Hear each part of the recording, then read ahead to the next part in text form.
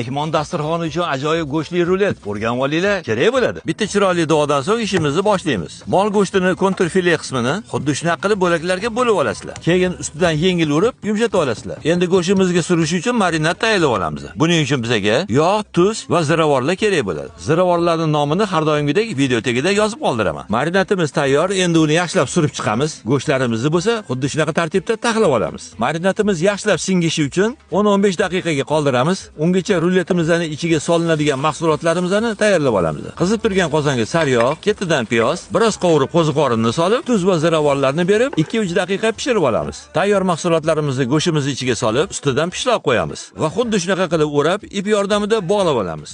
Gaz listiga birinchi bo'lib piyoz, ustidan pomidor qo'yib, ruletlarimizni taxlab olamiz. Ustiga rozmarin qo'yib, qolgan marinadni surib chiqamiz. Birinchi bo'lib pergament qog'oz, uni ustidan folga bilan yopib, 170-180 gradusga 1 soat 20 daqiqaga yuboramiz. Taom tayyor bo'lguncha mehmon dasturxonimizga Rozmetov brendidan alpomish pishirilgan kolbasalarni kesib qo'yamiz. Chunki Rozmetov kolbasa va go'sht mahsulotlari ta'm kuchaytirgichlarsiz sifatli go'shtdan ishlab chiqariladi. Yanada to'yimliroq va mayinroq bo'lishi uchun unga tabiiy sariyog' ham qo'shib tayyorlanadi. Mana taomimiz ham tayyor bo'ldi. Ana endi uni chiroyli qilib kesib, laganga taxlab chiqamiz.